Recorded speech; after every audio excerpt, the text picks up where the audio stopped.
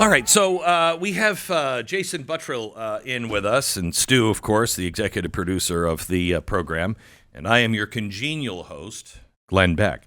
Last night, Ukraine did exactly what Putin said don't do. 2 days ago, he signs in a doctrine saying you use any of these kind of missiles that are coming from, even conventional missiles, coming from, a nuclear-powered nation.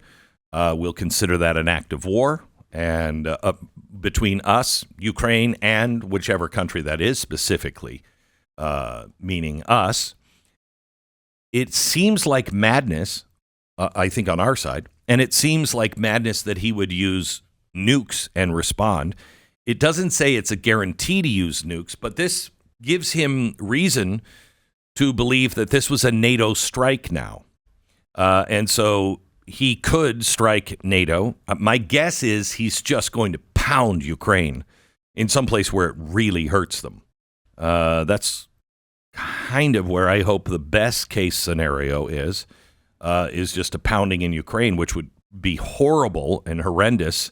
However, it's better than striking into a NATO country, which we would have to respond then. I mean, Biden has put us at the brink of World War III, and we might know how this goes in the next 24 hours. We might have a very good idea whether we're going to be in World War III or not in the next 24 hours. Jason, do you agree, disagree? Where am I wrong? What's dangerous is the threat of that is obviously a lot higher this morning. I think Putin's response will probably be to take out those missiles as quickly as possible.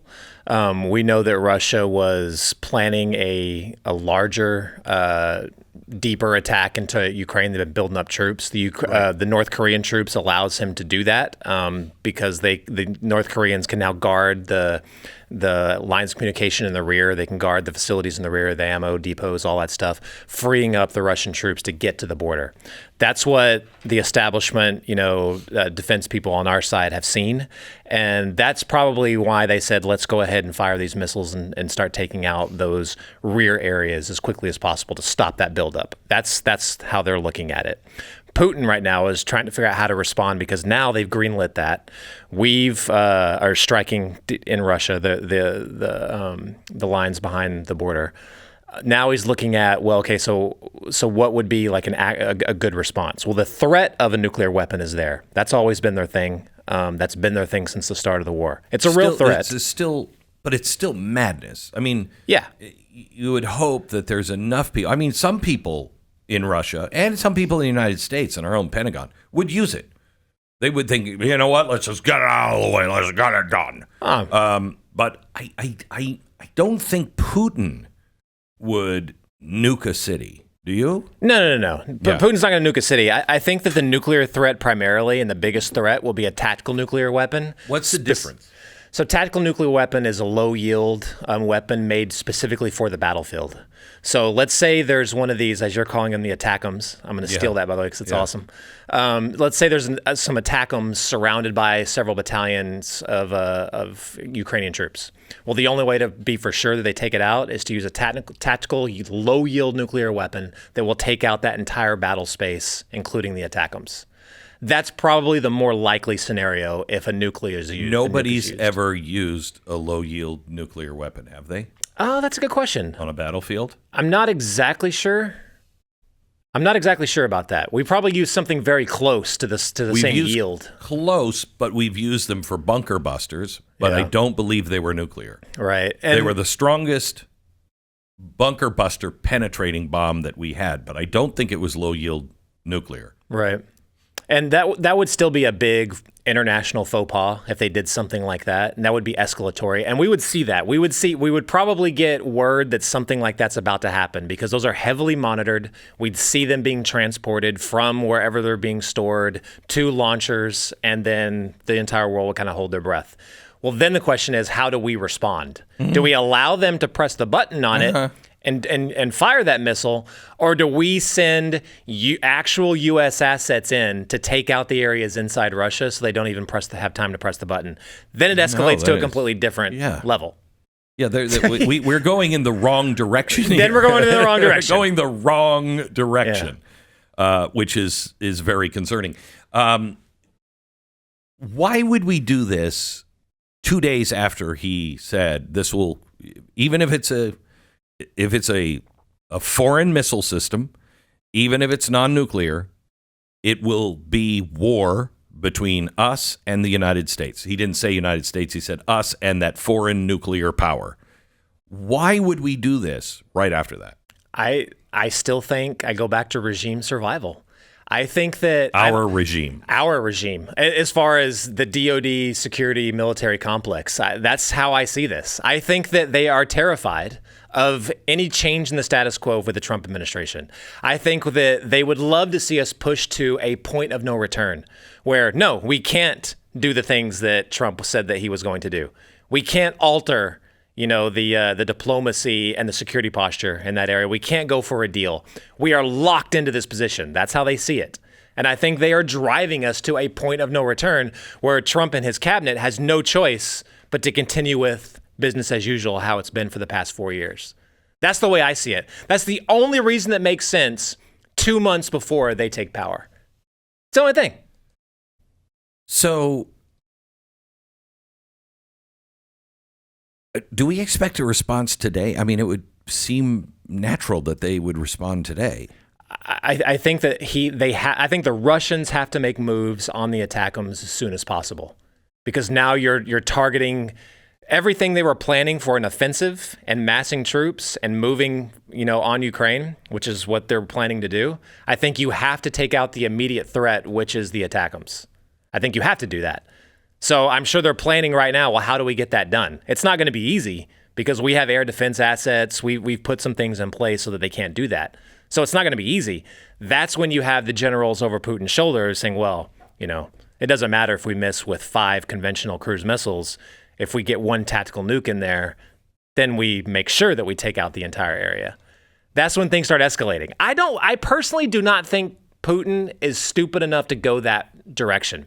And that's actually what the old regime is, our regime is planning on as well. He's threatened this, but he knows he can't do it. He's a madman if he does it. They know he's not a madman. He's a bad man, but he's not a madman. They think that he won't do it, so they're going to continue to push that red line. There is a point of which, like as I said, of no return, where they have no choice, and then you're locked into a much deeper conflict. The question now is, where is that? So, I think the regime change or the regime survival is absolutely valid. I think that, that's why I said, back when, September, when we were talking about what could happen if Trump won. Assassination, there could be terrorist strikes here in the United States, but they also had the war option, just embroil us in a war and collapse it. I have been worried about that moment where all of our enemies would say, get him now. Now would be that last time. As Trump comes into office, especially with things turning around where he's kind of the popular guy, where he's starting to turn everybody kind of around and end this nonsense, it strikes me as if I'm the enemy of the United States, we're most vulnerable right now, but you got to knock us out. You can't, you better kill the king. Okay. So wouldn't it be in the BRICS nations, this new, they are planning on collapsing our economy anyway. Wouldn't it be kind of in their advantage to embroil us in a war? Not a nuclear war, but a war. Yeah, wanting to do it and being able to do it are 2 entirely different things. And I don't see, it makes perfect sense for them to goad us into a war in the Middle East, or goad us into a war, let's say, over in Taiwan or something like that. Mm-hmm. Getting us more involved in the Ukraine-Russia war seems way too, crazy. For them to try and, really push and get us more involved.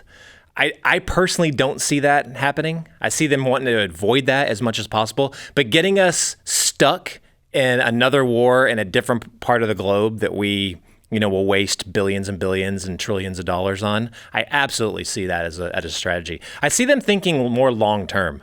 They've been very methodical and careful about it so far. And you're talking about the Chinese, who are probably even higher at the table than the Russians Who are. look like they just cut communication cables. That is wild to me. I don't Explain what happened if you don't know. So there's multiple communications cables that go through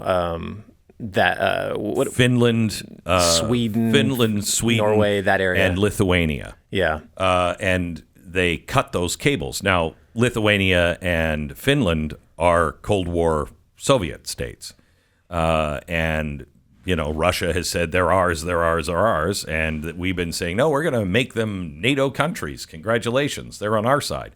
And they've been freaked out by this war. Well, the Chinese ship, we believe it was Chinese, went over these cables right at the same time they were cut.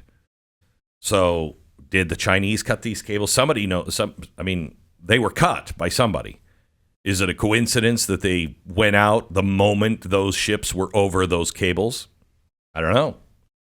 But, there's something going on. And then, British Airways. Yeah. British Airways lost all of their ability to communicate in any way, shape, or form with the planes and the towers. It was an IT glitch and grounded planes all over the world. And luckily they weren't in the sky when this glitch happened. But, Putin has always said it's not going to be fought with nuclear war. It will be fought with ones and zeros. Right.